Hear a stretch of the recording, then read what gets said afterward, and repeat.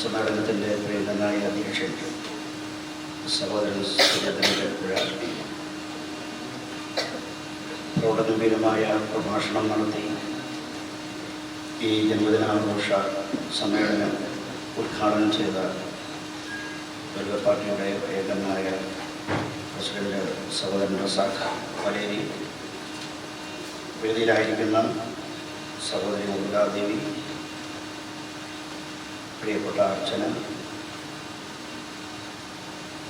KM Sadiq അടക്കമുള്ള വേദിയിലും വേദിക്ക് അഭിമുഖമായിരിക്കുന്ന എല്ലാ പ്രിയപ്പെട്ട സഹോദരങ്ങൾക്കും ഊഷ്മളമായ സ്നേഹാഭിവാദനങ്ങൾ. ആദ്യമായിട്ടാണ് വെൽഫെയർ പാർട്ടിയുടെ ഈ പരിപാടി പങ്കെടുക്കുന്നത്. അതിനുവേണ്ടി എന്നെ ക്ഷണിച്ച പ്രിയപ്പെട്ട എൻ്റെ സഹോദരൻ സുരേന്ദ്രൻപുഴയുടെ പ്രത്യേകമായ സ്നേഹവും നന്ദി അറിയിക്കുകയാണ്. പൊതുവിൽ നമ്മുടെ രാജ്യവും കേരളവും സങ്കീർണമായ രാഷ്ട്രീയ പ്രതിസന്ധിയിലൂടെ കടന്നു പോകുന്ന ഒരു സവിശേഷ സാഹചര്യത്തിലാണ് ബാബാ സാഹേബ് ഡോക്ടർ B.R. അംബേദ്കറിൻ്റെ ജന്മദിനം നാം ഓർമ്മിക്കുന്നത്, അത് ആഘോഷിക്കുന്നത്. അദ്ദേഹം മുന്നോട്ട് വെച്ച രാഷ്ട്രമീമാംസ, സാമ്പത്തിക ശാസ്ത്രം, ജനാധിപത്യ ചിന്തകൾ, ഭരണഘടനാ ദർശനങ്ങൾ ഒക്കെ ഈ ജന്മദിനം കേരളത്തിൽ ഇന്ത്യയിലുടനീളം ചർച്ച ചെയ്യപ്പെടുന്ന ഒരു ദിവസം കൂടിയാണ്. 135 വർഷം പിന്നിട്ടിട്ടും ഡോക്ടർ B.R. അംബേദ്കറുടെ ദർശനങ്ങളും ചിന്തകളും വർത്തമാനകാല ഇന്ത്യൻ അവസ്ഥയിൽ പ്രസക്തമായി ചർച്ച ചെയ്യപ്പെട്ടുകൊണ്ടിരിക്കുന്ന കാലഘട്ടമാണ്. ലോകം കണ്ട ഏറ്റവും വലിയ ഒരു പൊളിറ്റിക്കൽ ഫിലോസഫറായ ഡോക്ടർ B.R. അംബേദ്കറുടെ ചിന്താധാരയും മനുവാദി ചിന്താധാരയും തമ്മിലുള്ള സംഘർഷം ഇന്ത്യയിൽ നടന്നുകൊണ്ടിരിക്കുകയാണ്. രണ്ട് ചിന്താധാരകൾ തമ്മിലുള്ള ഒരു സംവാദം, ഒരു സംഘർഷം ഇന്ത്യയിൽ നടന്നുകൊണ്ടിരിക്കുകയാണ്. അത് ബാബാ സാഹേബിൻ്റെ രാഷ്ട്രീയ ദർശനങ്ങളും മറ്റൊന്ന് മനുവാദി ചിന്തകളുമാണ്. ഞാൻ സൂചിപ്പിച്ചതുപോലെ രാജ്യം വലിയ പ്രതിസന്ധിയോടെ കൊണ്ടുപോകുന്ന ഒരു കാലഘട്ടമാണ്.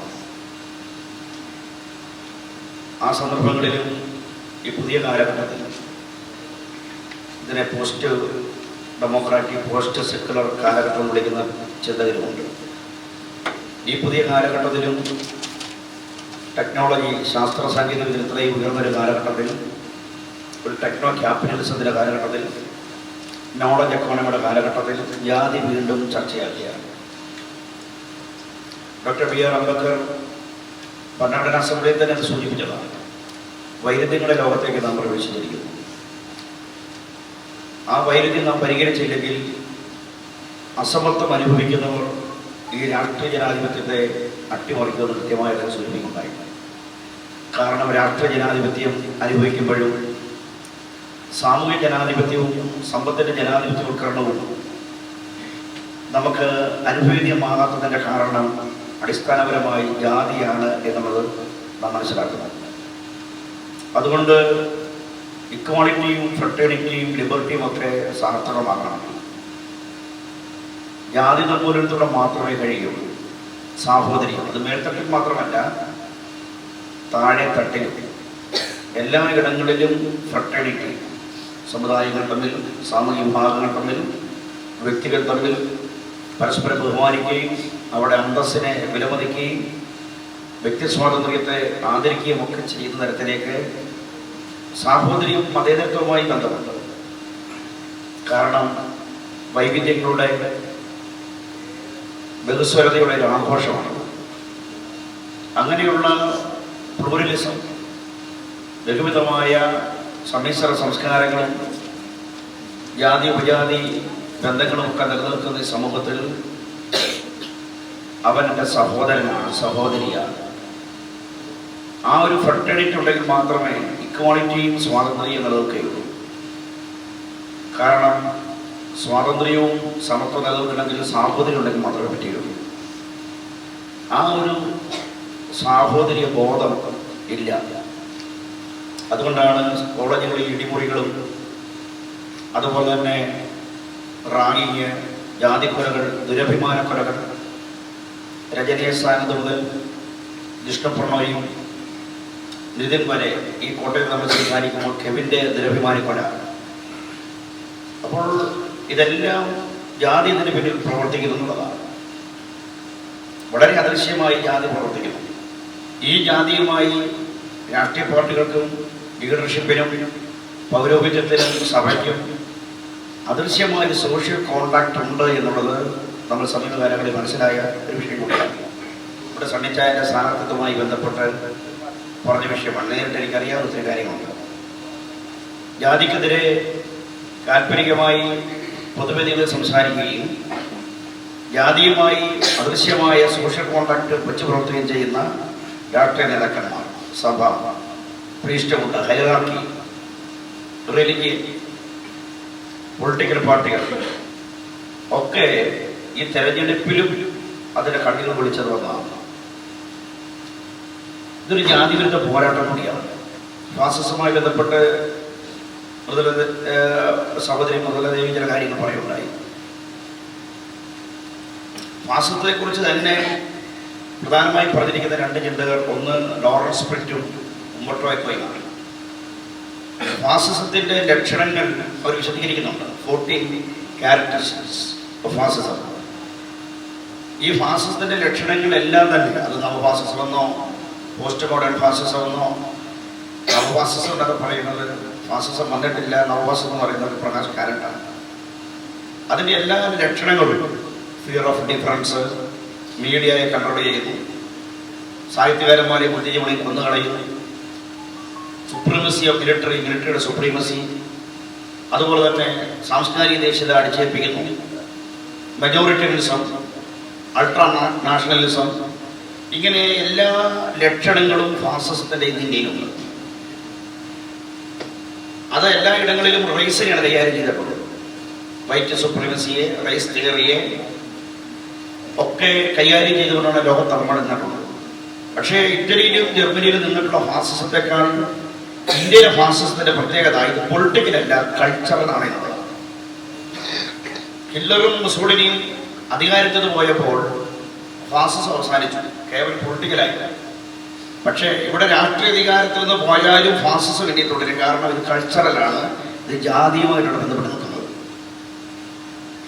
സാംസ്കാരികമാണ് ഇതിൻ്റെ പേര്, ജാതിയുമായിട്ടുള്ള ബന്ധപ്പെട്ടിരിക്കുന്നത്. അതുകൊണ്ട് ജാതിയുടെ നിർമൂലനത്തിലൂടെ മാത്രമേ, ജാതിയെ പോരാടി തോൽപ്പിച്ചെങ്കിൽ മാത്രമേ, അതിനെ മറികടന്നുകൊണ്ട് മാത്രമേ കൃത്യമായി ആധുനിക ചിന്തകളെയും ജനാധിപത്യ ചിന്തകളെയും നവോത്ഥാന ചിന്തകളെയും മുന്നോട്ട് കൊണ്ടുപോകാൻ നമുക്ക് കഴിയത്തുള്ളൂ.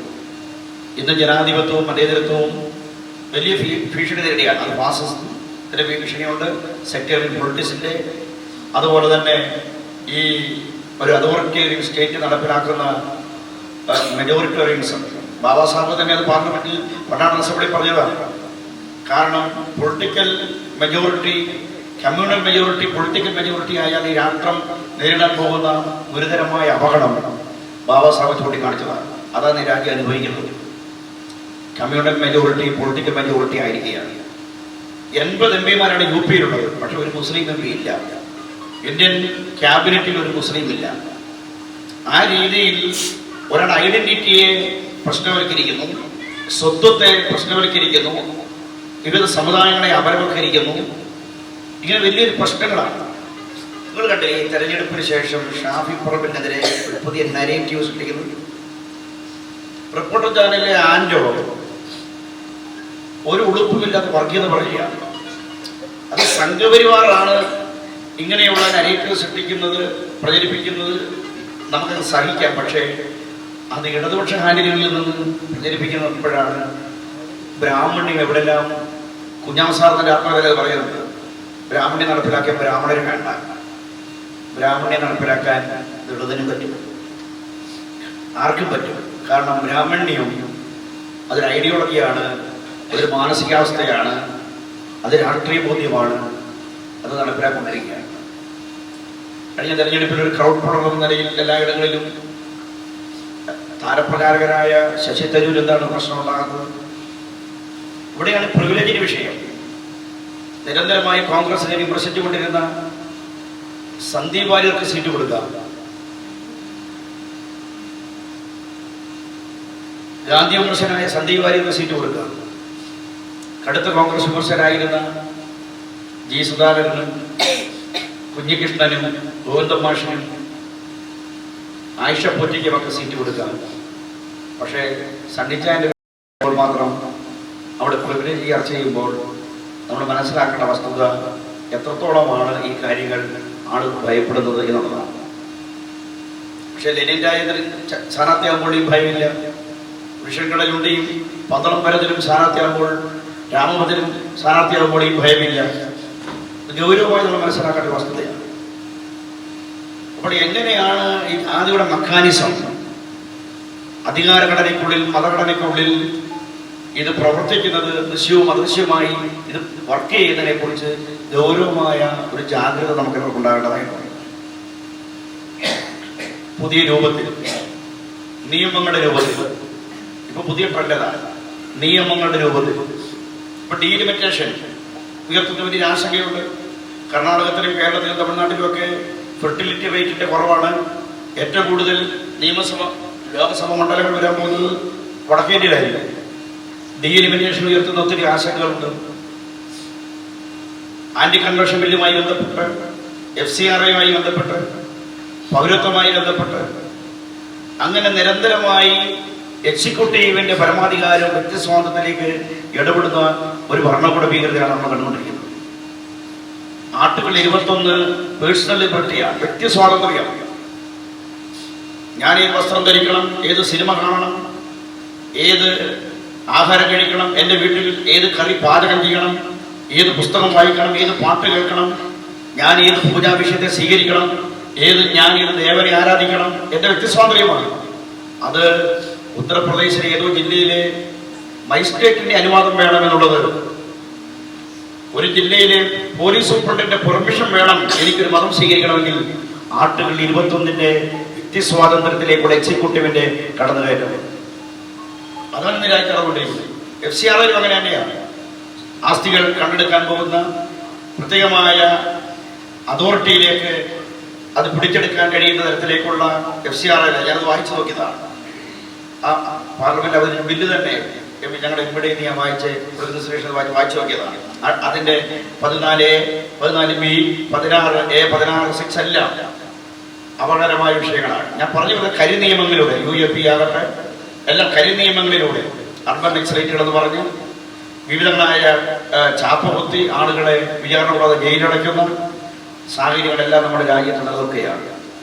ഈ സന്ദർഭത്തിലാണ് ബാബാ സാഹേബ് പുതിയ സാമൂഹിക ജനാധിപത്യത്തിൻ്റെയും സമ്പത്തിന്റെ ജനാധിപത്യവൽക്കരണത്തിൻ്റെയും അതേ മുന്നോട്ട് വെച്ച സാമ്പത്തിക ശാസ്ത്രത്തിൻ്റെയും പ്രപഞ്ച വീക്ഷണവും ഒക്കെ ശക്തമായി ഉയർത്തിപ്പിടിച്ചുകൊണ്ട് ഈ വർഗീയതയെ, ഭരണകൂട ഭീകരതയെ, ഫാസിസത്തെ നേരിടാനുള്ള ഈ രാജ്യത്തെ ഏക പ്രത്യയശാസ്ത്രം എന്ന് പറയുന്നത് ഡോക്ടർ BR അംബേദ്കറുടെ ജനാധിപത്യ ദർശനവും അദ്ദേഹത്തിന്റെ ഭരണഘടനാ ചിന്തകളും അദ്ദേഹത്തിന്റെ രാഷ്ട്രീയ ദർശനവുമാണ്. അത് ശക്തമായി ഉയർത്തിപ്പിടിച്ചുകൊണ്ട് ജാതിക്കെതിരെയുള്ള പോരാട്ടം ശക്തമാക്കാനും എല്ലാ തരത്തിലുള്ള തിന്മകൾക്കെതിരെയുള്ള പോരാട്ടം ശക്തമാക്കേണ്ടതായിട്ട് രേവതി റോഡിന്റെ അനാട്ടമി ഓഫ് ഹേറ്റ് എന്നുള്ള പുസ്തകമുണ്ട്. വെറുപ്പിന്റെ ശരീരശാസ്ത്രം. 2002 ഗുജറാത്ത് അനന്തര ലോകത്ത് ഇന്ത്യയിൽ എങ്ങനെയാണ് കുറ്റവാളികളുടെ മനഃശാസ്ത്രം, എങ്ങനെയാണ് ആളുകളുടെ കൊലപ്പെടുത്തുന്നത്, വർഗീയത എങ്ങനെയാണ് സൂക്ഷ്മതലത്തിൽ ആളിലേക്ക് പ്രവേശിക്കുന്നതിനെ കുറിച്ചൊക്കെ രേവതി റോഡിന്റെ അനാട്ടമി ഓഫ് ഹേറ്റിൽ വിശദീകരിക്കുന്നുണ്ട്. ആ തരത്തിലേക്ക് സമൂഹത്തിൽ ഗൗരവമായി സൂക്ഷ്മതലത്തിൽ പ്രവേശിക്കുന്ന വർഗീയതയ്ക്കെതിരെ ശക്തമായ നിലപാടെടുക്കാനും അതിനെ ചെറുത്തു തോൽപ്പിക്കാനും യാതൊരു ഒത്തുതീർപ്പുകൾക്ക് തയ്യാറാകാതെ ശക്തമായി അതിനെ തോൽപ്പിക്കാൻ വേണ്ടി ജനാധിപത്യ മതനിരപേക്ഷ കക്ഷികളുടെ ഒരു ധാര തന്നെ ഉയർന്നു വരേണ്ടതായിട്ടുണ്ട്. ഇന്ത്യയിലും വടക്കേന്ത്യയിൽ പ്രത്യേകിച്ചും ശക്തമായി അമ്പക്രേറ്റ് മൂവ്മെന്റുകൾ വീണ്ടും തളിരിടുന്ന ഒരു കാലഘട്ടത്തിലൂടെയാണ് നാം കടന്നു വരുന്നത്. മതസ്വാതന്ത്ര്യവും ആരാധന സ്വാതന്ത്ര്യവും വിശ്വാസ സ്വാതന്ത്ര്യമെല്ലാം ഹനിക്കുന്ന article 25 right to freely practise and propagate അതെല്ലാം ഇല്ലാതാക്കി കളയുന്ന ഒരു കാലഘട്ടത്തിലാണ് നമ്മൾ ജീവിക്കുന്നത്. അങ്ങനെ ജീവിക്കുന്ന ഒരു ഒരു ഒരു ഓട്ടോക്രസിയുടെ ഒരു പരമാധികാര മെജോറിറ്റീസത്തിന്റെ ഭരണം, അൾട്രാ നാഷണലിസം കൈയാളുന്ന ഒരു അതോറിറ്റേറിയൻ സ്റ്റേറ്റിന്റെ ഈ ഭരണകൂട ഭീകരതയിൽ നിന്ന് നമ്മുടെ നാടിനെ രക്ഷിക്കാൻ സാമൂഹ്യ ചിന്തകരും ലോകം കണ്ട ഏറ്റവും വലിയ പൊളിറ്റിക്കൽ ഫിലോസഫറും രാഷ്ട്രീയ ദർശകനും മർദ്ദിത ജനകോടികളുടെ വിമോചകനുമായ ഡോക്ടർ ബി.ആർ. അംബേദ്കറുടെ ചിന്തകളും ദർശനങ്ങളും ഈ ജന്മദിന ദിവസം കൂടുതൽ നമ്മളെ പ്രചോദിപ്പിക്കട്ടെ. അതിനുവേണ്ടി ഒറ്റക്കെട്ടായി നിന്നുകൊണ്ട് ഈ രാജ്യത്തിലെ ജനാധിപത്യ മൂല്യങ്ങളെയും മതനിരപേക്ഷ മൂല്യങ്ങളെയും പിടിക്കാൻ വേണ്ടി ഈ ചിന്തകൾ, ഈ കൂട്ടായ്മ പ്രേരകമാകട്ടെ എന്ന് ഓർമ്മപ്പെടുത്തിക്കൊണ്ട് ഈ നല്ല മീറ്റിംഗിൽ പങ്കെടുക്കാൻ എനിക്ക് അവസരം നൽകിയ ഇതിൻ്റെ സംവിധായകരെയും പ്രിയപ്പെട്ട സഹോദരൻ സുരേന്ദ്രൻ കരിപ്പഴി ഒരിക്കൽ കൂടി സ്നേഹപൂർവ്വം നന്ദി പറഞ്ഞു എൻ്റെ വാക്ക് അവസാനിക്കുന്നു.